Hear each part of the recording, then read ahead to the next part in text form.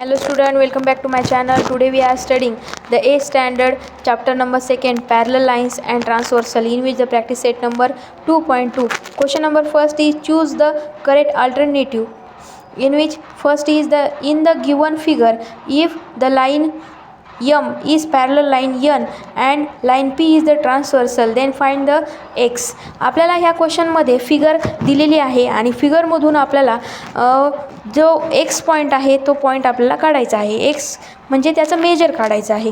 So we know that जेव्हा दोन line दिलेली असतील आणि एक लाईन ट्रान्सव्हर्सल जाईल आणि हे दोन्ही अँगल कसे आहेत तर रेषीय जोडीतील कोण आहेत, म्हणजेच काय angle in linear pair. So 3x + x which is equal to 180 degree, 3x + x is equal to 4x which is equal to 180 degree. जर आपल्याला एक्स काढायचा असेल तर 4 इथं मल्टिप्लायला आहे, तिकडे आल्यावर डिवाइड होतील. 180 divided by 4 which is equal to 45 degree. So the answer is 45 degree. Then the question number second, also the alternative. Second is in the given figure if the line A is parallel line B and the line L is the transversal, then find the X. ह्या क्वेश्चनमध्येही तसंच विचारलेलं आहे, पण ह्यामध्ये 4x आणि 2x इथं दिलेले आहेत.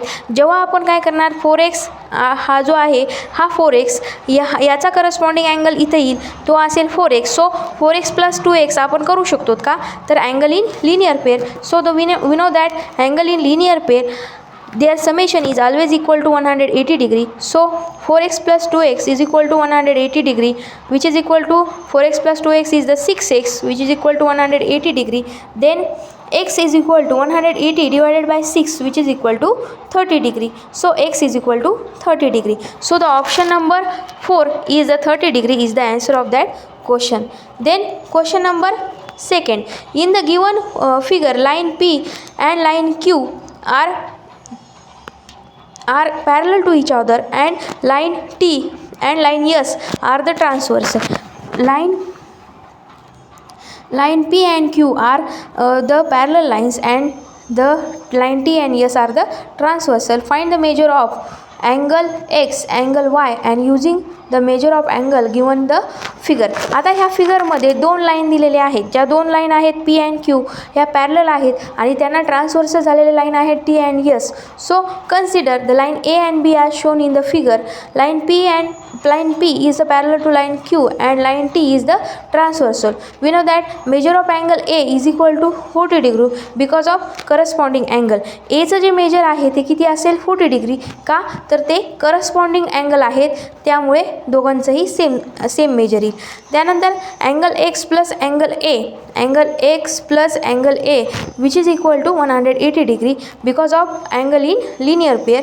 Then angle X plus angle A, we know that is the 40 degree. So angle X plus 40 degree which is equal to 180 degree. Measure of angle X is equal to 180 minus 40 which is equal to 140 degree.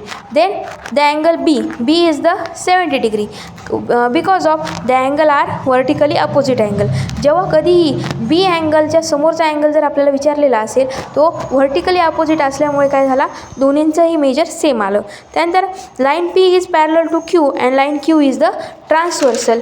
Then measure of angle Y and measure of angle B is equal to 180 degree interior angle. So measure of angle Y plus 70 degree is equal to 180 degree.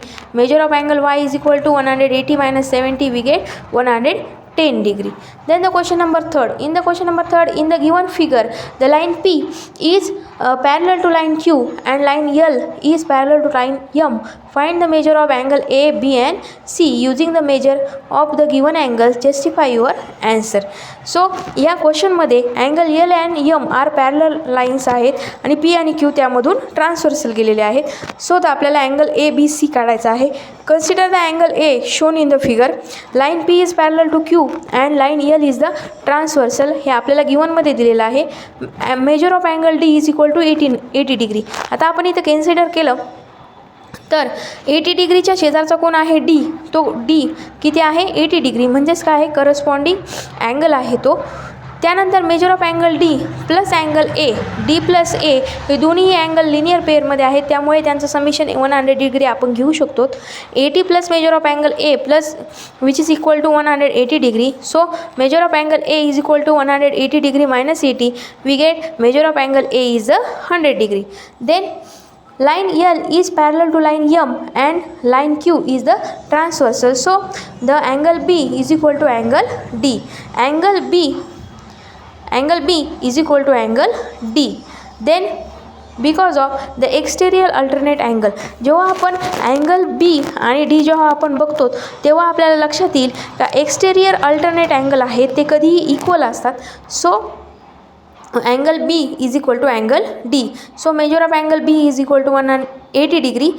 Then line P is parallel to Q and line M is the transversal. So angle C is equal to angle B because of corresponding angle.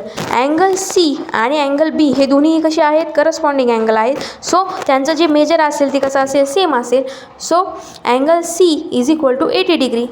Then we get the answer of this question is measure of angle A is equal to 100 degree, measure of angle B is equal to 80 degree and measure of angle C equal to 80 degree. Then the fourth question, in the given figure line A is parallel to line B and line L is the transversal. Find the measure of angle X, Y and Z using the given information. आता ह्या फिगरमध्ये L line दिलेली आहे, A and B हा parallel line आहेत आणि L line त्यामधून transversal जाते. तर आपल्याला X, Y आणि Z चे मेजर काढायचे आहेत. So we know that line A is parallel to line B and L is the transversal. So measure of angle X is equal to 105 degree. का तर दोन्हीही करस्पॉन्डिंग अँगल आहेत म्हणून या दोघांचंही मेजर सेम येईल. Then angle Y is equal to angle X because of vertically opposite angle. So measure of angle Y is equal to measure of angle X. Then measure of angle Y is 105 degree. So measure of angle Z plus measure of angle Y which is equal to 105 degree which is equal to 180 degree. Angle in linear pair. आता आपल्याला angle काढायचा, Z काढायचा असेल तर Z साठी आपण काय करणार, मेजर ऑफ अँगल Y इथं पण काय येईल, Y येईल आणि Z आणि Yचं मेजर हे लिनियर पेअरमध्ये आहे म्हणून 180 डिग्री येईल. So measure of angle Z is equal to 180 minus 105 we get measure of angle Z is 75 degree. So the answer of this question is the measure of angle X is equal to 105 degree, measure of angle Y is equal to 105 degree and measure of angle Z is equal to 75 degree. Then the fifth question, हा question तुम्ही सोडवायचा आहे. In the given figure line P and line L and Q are the parallel lines. With the help of the measure given information, solve this question, solve this problem. Like, share and subscribe my channel. Thank you.